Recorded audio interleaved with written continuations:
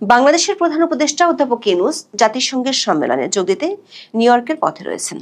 তিনি যখন ফ্লাই করছিলেন তখন বাংলাদেশ আবহাওয়া অধিদপ্তরের পূর্বাভাস বলছে বঙ্গোপসাগরে পরপর দুটি লঘুচাপ সৃষ্টি হতে পারে। দর্শক, আমরা জানি লঘুচাপ এলাকায় বাতাসের চাপ কম থাকে এবং আবহাওয়া থাকে অস্থির, মানে মেঘ, বৃষ্টি বা ঝড়ের পূর্বাভাস থাকে।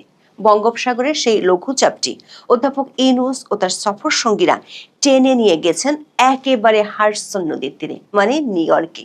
ডক্টর ইউনূস পৌঁছানোর আগেই তার সফরকে ঘিরে নিউ ইয়র্কের বাংলাদেশ কমিউনিটিতে সৃষ্টি হয়েছে উত্তেজনার লঘুচাপ।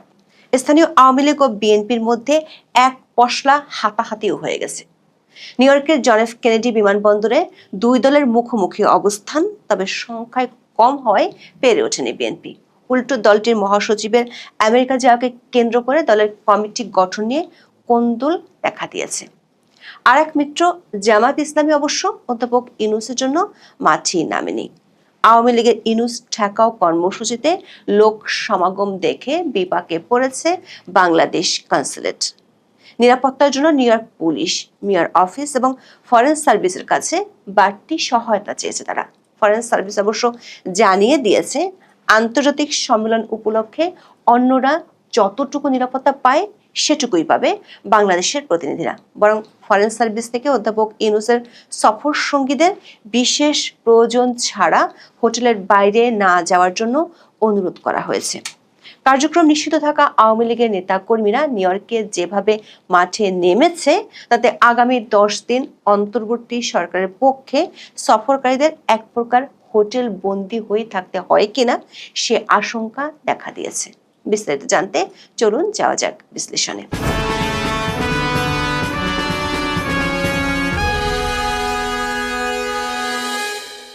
অধ্যাপক ইউনূস জাতিসংঘের সাধারণ পরিষদের 80তম সম্মেলনে যোগ দিতে গত রাতেই বিমান ধরেছেন। প্রথমে কথা ছিল 3 মিত্র, বিএনপি, জামাত ইসলামী এবং এনসিপির 4 নেতাকে সাথে নিয়ে যাবেন। কিন্তু বিএনপি থেকে 2 জন নেওয়ার সিদ্ধান্তে মন খারাপ করে বসেন বাকি 2 মিত্র।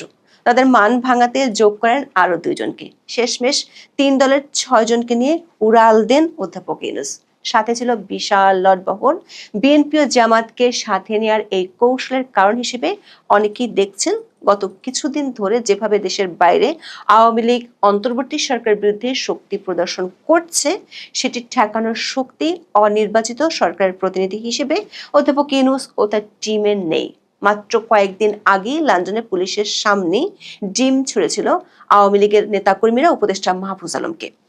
অন্তর্বর্তী সরকার আর এক মিত্র গণ অধিকার পরিষদের সাধারণ সম্পাদক রাশেদ খান বিষয়টি নিয়ে ফেসবুকে পোস্ট দিয়েছেন।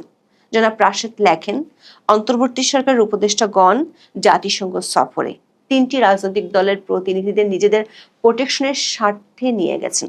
রাশেদ খান মনে করেন এই প্রোটেকশন দেয়া ছাড়া সেখানে রাজনীতিবিদদের কোনো কাজ নেই। জনাব রাশেদের এই কথার প্রতিফলন অবশ্য এরই মধ্যে সামাজিক মাধ্যমে দেখা গেছে। সামাজিক মাধ্যমে বেশ কিছু মিম ভাইরাল হয়েছে, যেখানে এই 3 রাজনৈতিক দলের যারা সফর সঙ্গী তাদেরকে একেবারে ছবি বানিয়ে অধ্যাপক ইউনূসের বডিগার্ড হিসেবে দেখানো হয়েছে। রাশেদ খান অবশ্য অধ্যাপক ইউনূসের বিরুদ্ধে একটি গুরুতর অভিযোগও করেছেন। সেটি হলো অধ্যাপক ইউনূস তার প্রোটেকশন দিতে গিয়ে এই যে বিএনপি জামাতের 4 নেতাকে নিয়ে গেল, তাতে বিদেশের মাটিতে রাজনৈতিক দলগুলোকে মুখোমুখি অবস্থানে দাঁড় করালো। ঠিক যেভাবে গত 13 মাস ধরে জাতীয় ঐক্যের নামে বিশাল এক অনৈক্য কমিশন দেশে গড়ে তুলেছেন, সেটার ছোঁয়া বিদেশের মাটিতেও রেখে আসতে চান শান্তিতে নোবেল বিজয়ী। দৈনিক মানবজমিন অবশ্য একে বলছে দেশের কাইজ্জা বিদেশের মাটিতে নিয়ে যাওয়া হয়েছে। পত্রিকাটি আশঙ্কা করছে সহিংস আচরণ ঠেকাতে নিউ ইয়র্কে অ্যাকশনে যাবে পুলিশ। ফলশ্রুতিতে ঘটনা থামলেও তা স্থানীয় এবং আন্তর্জাতিক সংবাদ মাধ্যমের শিরোনাম হয়ে দেশের ভাবমূর্তিতে দীর্ঘমেয়াদে মারাত্মক প্রভাব ফেলতে পারে। এই আশঙ্কা যে একেবারে অমূলক নয় তার প্রমাণ এর মধ্যে পাওয়া গেছে। নিউ ইয়র্কের জ্যাকসন হাইটসে বিএনপি এবং আওয়ামী লীগের নেতাকর্মীদের মধ্যে হাতাহাতির ঘটনা ঘটেছে। নিউ ইয়র্ক সময় রোববার রাত 8টার দিকে এই ঘটনা ঘটে। বিভিন্ন গণমাধ্যমের খবরে বলা হয়েছে আওয়ামী লীগের নেতাকর্মীরা আমেরিকার বিভিন্ন প্রদেশ থেকে এসে নিউ ইয়র্কে জড়ো হয়েছে। প্রায় 1000 খানেক নেতাকর্মী সেখানে উপস্থিত হয়েছে। তারা বিভিন্ন গ্রুপে বিভক্ত হয়ে যেখানে ইউনূস সেখানেই প্রতিরোধ কর্মসূচি পালন করার ঘোষণা দিয়েছে। সে তুলনায় বিএনপি নেতাকর্মীদের সংখ্যা অনেক কম। জ্যাকসন হাইটসে কথা কাটাকাটির এক পর্যায়ে দুই গ্রুপের মধ্যে হাতাহাতির ঘটনা ঘটে। পরে নিউ ইয়র্ক পুলিশ এসে তাদের ছত্রভঙ্গ করে দেয়।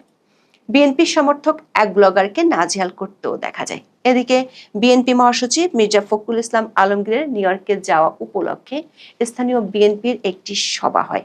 সেখানে কমিটি গঠনকে কেন্দ্র করে নিজেদের মধ্যে বিভেদে জড়িয়ে পড়েছে স্থানীয় বিএনপির নেতাকর্মীরা। নিউ ইয়র্কে আওয়ামী লীগের একাধিক সূত্রে জানা গেছে, মোহাম্মদ ইউনূস যে হোটেলে অবস্থান করবেন তার সামনে প্রতিদিন অবস্থান কর্মসূচি ও কালো পতাকা প্রদর্শনের কথা রয়েছে দলটির নেতাকর্মীদের।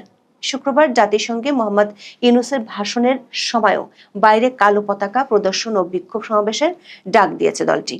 পরের দিন টাইমস স্কয়ার সংলগ্ন মেরিয়ট মার্কাস হোটেলে মোহাম্মদ ইউনূসের মতবিনিময় অনুষ্ঠানের বাইরেও বিক্ষোভ কর্মসূচি পালন করতে নিউ ইয়র্ক সিটি প্রশাসনের অনুমতি নেওয়া হয়েছে বলে দলের নেতা কর্মীরা বলেছেন। দর্শক, অধ্যাপক ইউনূসের এই সফরে রাজনীতি যে লঘুচাপ হতে যাচ্ছে সেটির পূর্বাভাস নিউ ইয়র্কের বাংলাদেশ কনসুলেট আগে ভাগেই বুঝতে পেরেছিল।